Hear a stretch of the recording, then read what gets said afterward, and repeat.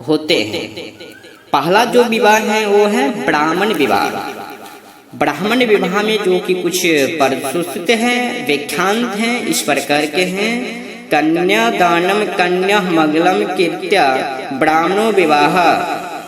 जब एक निर्व स्वस्थ सुशील बुद्धिमान परिश्रम और आदर्श दूल्हे को कन्या दान की जाती है तब उसे ब्राह्मण विवाह कहा जाता है। इस विवाह में कोई पूर्व शर्त नहीं होती है, किंतु कन्या का पिता अपनी इच्छा और शक्ति के अनुसार यथोचित और यथेष्ट दान दे सकता है। वो अपनी इच्छा से दान दे सकता है, परंतु वो अगर दूल्हे राजा के पिताजी मांग रही है दुल्हन रानी से तब वो चलने वाली नहीं है। अगर कन्या की पिता अपने इच्छा मन से देती हैं तो चलने वाले हैं, फिर तब ले सकते हैं। अगर मांग कर रही हैं लड़के के पिता, दूल्हे का पिता अगर मांग कर रहे हैं तो गलत है। फिर दूसरे जो विवाह हैं वो देव्या विवाह हैं। क्या विवाह है? देव्या विवाह। अंतः वेद अमृत बीजे दानादि देव्या। जब कोई पिता किसी ज्ञानी संत का चुनाव करता है और धन तथा आभूषणों के साथ अपनी कन्या का दान करता है तब इसे देव्य विवाह कहते हैं, क्योंकि यह संयोग से किसी अन्य यज्ञ के समय होता है। तीसरा जो विवाह है आर्ष विवाह। आर्ष विवाह, आर्ष विवाह में जो नियम है करने की, गोमिथे नादनाश अर्षः। बिना किसी सांसारिक वस्तु दिए ही जब कोई विवाह संपूर्ण रीतों के साथ धर्म शास्त्र के अनुसार पूरा किया जाता है तब आसस विवाह कहते हैं। क्या विवाह कहते हैं? आसस विवाह। फिर जो चौथा विवाह है वो है प्रजापत्य विवाह। सह धर्माचार्य प्रजापत्य। जब कोई दूल्हा किसी विवाह योग्य कन्या का हाथ मांगता है और कन्या का विवाह इस शर्त पर करता है कि दोनों नैतिक जीवन व्यतीत करेंगे तब उसे प्रजापत्य विवाह कहते हैं। पांचवा विवाह जो है वो असुर विवाह है। असुर विवाह शुल्क दानाद असुरा।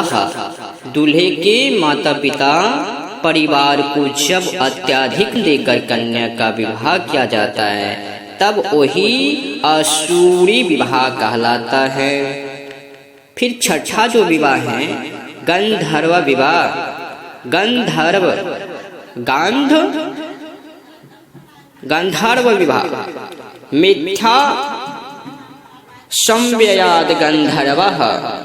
कन्या और वर मिलते हैं तो एक दूसरे को पसंद करते हैं और मंदिर में या कहीं भी एक दूसरे को एकांत में माला बनाकर विवाह कर लेते हैं तो उसे गंधर्व विवाह कहते हैं।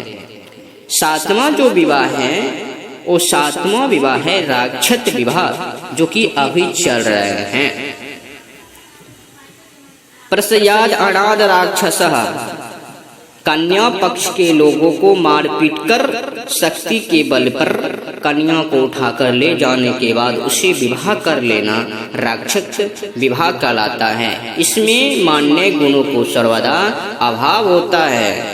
इस सबसे बड़े डकोर विवाह है राक्षस विवाह। फिर आठवां विवाह जो है वो पिचास विवाह है। सुप्त आदनाद पेचास।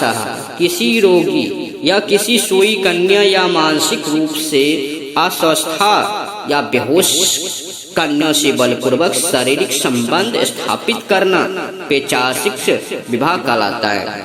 ऐसे इसलिए कि इस तरह का पतित कार्य कोई पिशाच व्यक्ति की ही कर सकता है। आधुनिकता की अंधी दौर में एक बार फिर मानव विवाह को बेकार कहकर समाज में कौपितपन का शिकार हो गया। तो वह मुक्त या अनुमुक्त, यहाँ तक कि सम्मिलित काम भाव को सबसे या सम्यक फैलाने की चेष्टा में लगा है, जबकि हर तरफ दुष्ट परिणाम दिखलाई पड़ रहे हैं। गुप्त रोगों से तो अधिकांश पीड़ित हैं, एड्स जैसे भयंकर रोगों से भी लोग पीड़ित हैं, किंतु चेतना किसी की नहीं जग रही है। अब केवल असुरी और पैशाचिक विवाह का बोलबाला वाला बन गए हैं। फलतः पत्नियों को जीवित जला देने, हत्या कर देने, तलाक दे देने और किसी भी रूप में उन्मुक्त हो जाने के लिए सभी ललायत और क्रियाशील है। महानगरों में हर ओर खिले रहे गुप्त रोगों के अस्पताल, अस्पतालों की निरंतर बढ़ती संख्या और मानसिक चिकित्साओं से भरी भीड़ से भी किसी को चेतना नहीं आ रही है। इतना दुख, इतना पीड़ित होने के बाद भी यह कहना कठिन है कि किन किन कठिनों परिस्थितियों को मैं पहुंचा जाने के बाद पुनः सन्मार्ग पर लौटेंगे। स्वस्थाई गवाकर जीना निरर्थक होते हैं। पहला जो विवाह है वो है ब्राह्मण विवाह। ब्राह्मण विवाह में जो कि कुछ प्रस्तुत हैं, व्याख्यांत हैं, इस प्रकार के हैं। कन्या दानम कन्या मंगलम कीर्त्या ब्राह्मणो विवाह। जब एक निर्भय, स्वस्थ, सुशील, बुद्धिमान, परिश्रम और आदर्श दूल्हे को कन्या दान की जाती है, तब उसे ब्राह्मण विवाह कहा जाता है। इस विवाह में कोई पूर्व शर्त नहीं होती है, किंतु कन्या का पिता अपनी इच्छा और